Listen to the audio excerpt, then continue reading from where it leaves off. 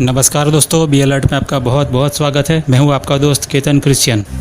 आज हम बात करेंगे 1988 में रिलीज की गई हॉलीवुड फिल्म दे लिव के बारे में। आज से करीब 32 साल पहले ये फिल्म आई थी दुनिया की सच्चाई दिखाने के लिए, वो सच्चाई जो कि आज भी हमसे छुपाई जा रही है। अगर आपने सीक्रेट सोसाइटीज के बारे में सुना है और अगर आपको विश्वास नहीं है कि ऐसी भी कोई सीक्रेट सोसाइटी होती है जो दुनिया पर कंट्रोल करती है, तो मैं आज आपको इस फिल्म के जरिए ये बताने की कोशिश करूंगा कि ये सीक्रेट सोसाइटी पूरी दुनिया को कैसे कंट्रोल करती है। इस फिल्म को न्यू वर्ल्ड ऑर्डर के ब्रेन वॉश एजेंडा को एक्सपोज करने के लिए बनाया गया था। इस फिल्म द्वारा ये बताने की कोशिश की गई है कि ये शैतानी लोग किस तरीके से मीडिया के जरिए, एडवर्टाइजमेंट के जरिए, टीवी के जरिए हमारा ब्रेन वॉश करते हैं, किस तरीके से हमारे माइंड को प्रोग्राम किया जा रहा है। इस फिल्म के डायरेक्टर जॉन कारपेंटर का कहना था कि ये फिल्म एंटरटेनमेंट के लिए बिल्कुल नहीं बनाई गई थी। ये फिल्म एक डॉक्यूमेंट्री है। डॉक्यूमेंट्री उस फिल्म को कहा जाता है जो हकीकी डॉक्यूमेंट्स और रिसर्च पर बनाई गई हो। इस फिल्म में इल्यूमिनाटी या कोई भी सीक्रेट सोसाइटी का नाम नहीं लिया गया है। हो सकता है फिल्म के डायरेक्टर जॉन कारपेंटर और एक्टर राउडी पाइपर को अपनी जान प्यारी हो और इसीलिए पूरी फिल्म में इन सीक्रेट सोसाइटीज के लिए दे शब्द का इस्तेमाल किया गया है।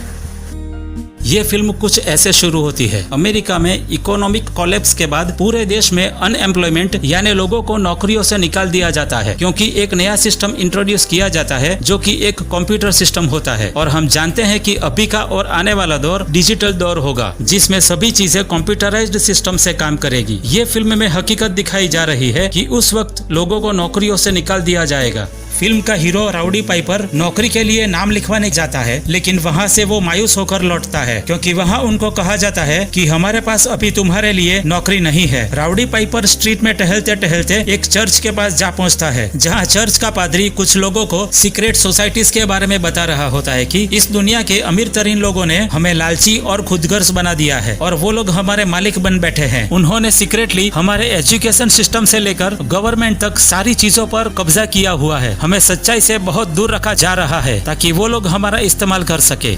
लेकिन राउडी पाइपर को ये सारी बातें बकवास लगती है और वो वहाँ से चला जाता है। आगे चलकर ये बताया गया है कि कुछ लोग ब्लैंक होकर टीवी की तरफ घूर रहे होते हैं, जैसे टीवी के जरिए इन्हें हिप्नोटाइज किया जा रहा हो। घरों में कुछ लोग साथ बैठकर टीवी देख रहे होते हैं, लेकिन अचानक एक अजीब सी घटना घटती है। टीवी पर अचानक एक ऐसा ग्रुप सामने आता है जो इन इलिट्स के खिलाफ काम कर रहा होता है। इन इलिट्स यानी सीक्रेट सोसाइटी की सच्चाई लोगों को बताने के लिए शहर के सारे टीवी चैनल को हैक करके सबके सामने टीवी पर एक वीडियो जारी करता है। सुनने वाले लोगों को ये बात बकवास से ज्यादा कुछ नहीं लगती और वो लोग ये बात मानने से इनकार कर देते हैं, जैसा आज हमारी असल दुनिया में होता भी है। ये सब होने के बाद राउडी पाइपर अजीब सी चीज नोटिस करता है। जो इंसान टीवी पर आकर जो बातें बता रहा होता है वही बात चर्च का पादरी कह रहा था। ये देखकर राउडी पाइपर को चर्च के पादरी पर शक हो जाता है कि पादरी का कनेक्शन इस ग्रुप से जरूर है, जो ग्रुप इल्यूमिनाटी के खिलाफ काम कर रहा है। इस बात की तह तक जाने के लिए राउडी पाइपर चर्च में जाता है। वहाँ पर वो ये देखता है कि दीवार पर एक मैसेज लिखा हुआ है, दे लिव वी स्लीप, यानी वो जी रहे हैं और हम सो रहे हैं। ये इस फिल्म का बहुत पावरफुल मैसेज है, जिसमें हमें ये बताया जा रहा है कि जो इलिट्स हमारे ऊपर कंट्रोल कर रहे हैं वो लोग हमें इस्तेमाल करके अपनी जिंदगी शान से जी रहे हैं। हम लोग झूठे और मक्कार समाज में जी रहे हैं, जहाँ हमें ब्रेन वॉश करके नींद में रखा जा रहा है। आगे चलकर राउडी पाइपर को इस ग्रुप के बारे में कुछ बातें पता चलती है कि ये ऐसा ग्रुप है जो दुनिया के इलिट्स को एक्सपोज करने की कोशिश करता है और इन लोगों ने चर्च के नीचे बेसमेंट में अपना हेडक्वार्टर बना रखा होता है। लेकिन पुलिस को इस हेडक्वार्टर की जानकारी मिल जाती है और चर्च पर बहुत बड़ी रेड की जाती है। चर्च को पूरी तरह से तहस नहस करके वहाँ की सारी चीजों को बर्बाद कर दिया जाता है और काफी लोगों को अरेस्ट भी किया जाता है, जिसकी वजह से शहर में हंगामा हो जाता है। जो इलिट्स रूल कर रहे हैं वो नहीं चाहते कि उनकी सच्चाई लोगों के सामने आए। राउडी पाइपर जैसे तैसे वहाँ से बचकर निकल जाता है और उसे लगने लगा था कि दुनिया में कुछ गलत तो जरूर हो रहा है और इसलिए वो दोबारा चर्च में जाता है। वहाँ वो कुछ चीजें नोटिस करता है। पुलिस ने वो दीवार को पेंट से कवर कर दिया था, जिसमें बड़े अक्षरों से लिखा था, दे लिव वी स्लीप। उसको पेंट से मिटा दिया गया था। इसे साफ जाहिर था कि पुलिस नहीं चाहती थी कि इस मैसेज को कोई भी पढ़े। उस चर्च में राउडी पाइपर को एक बॉक्स मिलता है जिसमें बहुत सारे काले चश्मे होते हैं। राउडी पाइपर को लगता था कि ये कोई मामूली चश्मे हैं जिन्हें किसी ने यहाँ छोड़ रखा है, लेकिन जब राउडी पाइपर ने वो चश्मे को अपनी आंखों पर लगाया तब उन्हें समझ में आया कि ये कोई मामूली चश्मा नहीं है। इन चश्मे की वजह से उन सच्चाई को देखा जा सकता था जो हमसे छुपाई जा रही है।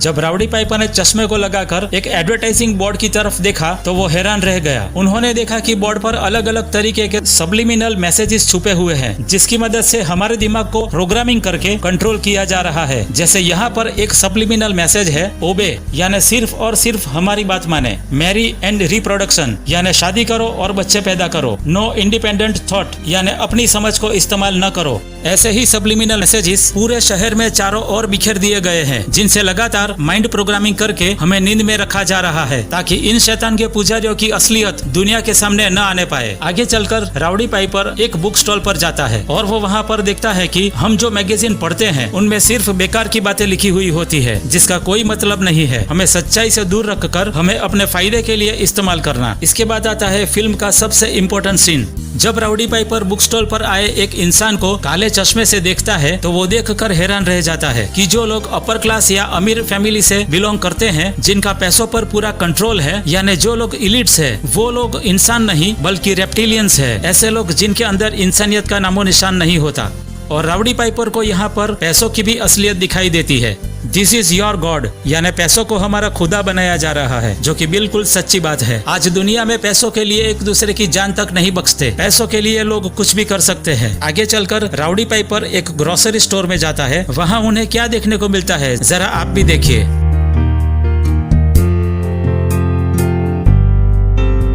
ये सब बातें सुनकर इन रेप्टिलियंस को ये पता चल जाता है कि ये इंसान यानी राउडी पाइपर हमारी असलियत जान चुका है। इसलिए वो लोग फौरन पुलिस को इस बारे में खबर कर देते हैं, क्योंकि वो नहीं चाहते कि कोई भी उन्हें एक्सपोज करे। राउडी पाइपर समझ जाता है कि वो अकेला इनसे नहीं लड़ पाएगा, इसलिए वो अपने दोस्त फ्रैंक को सारी बातें बताने की कोशिश करता है। लेकिन फ्रैंक राउडी पाइपर की बात पर यकीन नहीं करता और उसे पागल समझता है। इस वजह से दोनों में काफी झगड़ा भी होता है। लेकिन जैसे तैसे जबरदस्ती राउडी पाइपर फ्रैंक की आंखों पर वो चश्मे लगा ही देता है। तब जाकर फ्रैंक को सारी असलियत पता चल जाती है और वो राउडी पाइपर की मदद करने को तैयार हो जाता है। ये सीन ये दिखाने के लिए बनाया गया है कि आज जब हमारे जैसे लोग जिन्हें सच्चाई के बारे में पता है, जब अपने दोस्तों को इन सच्चाई के बारे में बताने की कोशिश करते हैं, तब फ्रैंक की तरह हमें भी बेवकूफ समझते हैं। आगे चलकर राउडी पाइपर और फ्रैंक उस ग्रुप को ज्वाइन करते हैं जो ग्रुप शुरुआत से इन इलिट्स को एक्सपोज करने की कोशिश कर रहा होता है।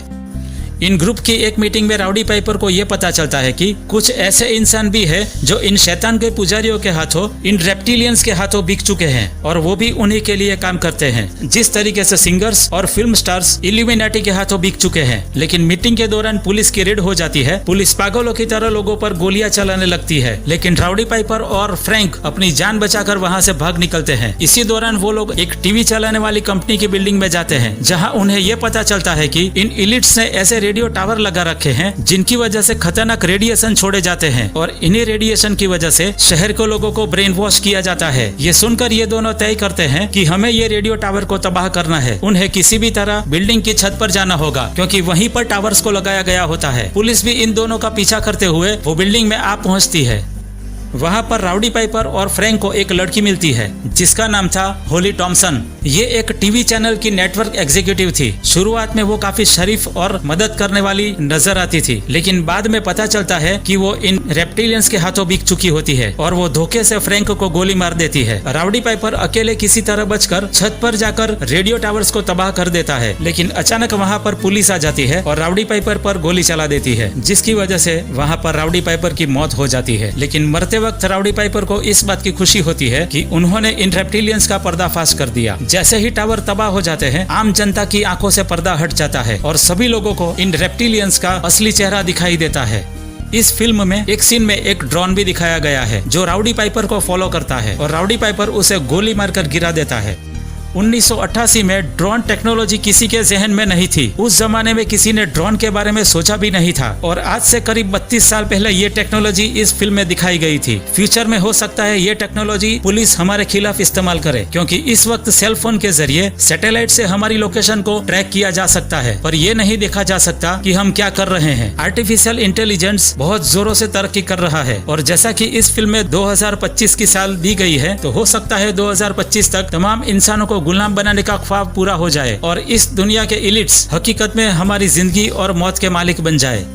बाइबल में प्रोवर्ब्स 14 और 15 में लिखा है, नादान हर बात पर यकीन कर लेता है, लेकिन होशियार आदमी समझबूझकर चलता है। क्या आप भी हर वो चीज टीवी पर देखते हैं उसका यकीन कर लेते हैं, या आप उन चीजों को देखकर अच्छाई और बुराई को अलग कर सकते हैं? क्या आपकी आंखों को भी ऐसे चश्मे की जरूरत है जो सच्चाई दिखाता है, या आप किसी की आंखों के लिए वो चश्मा बनने को तैयार हैं? तो दोस्तों, ये तो थी आज की वीडियो। अगर आपको ये वीडियो अच्छा लगा है तो इसे लाइक कीजिए, इसे अपने फैमिली और फ्रेंड्स के साथ शेयर कीजिए, और अभी तक आपने इस चैनल को सब्सक्राइब नहीं किया तो प्लीज अभी इसे सब्सक्राइब करें। और मैं अब आपको मिलूंगा अगली वीडियो में, तब तक के लिए प्रेज द लॉर्ड।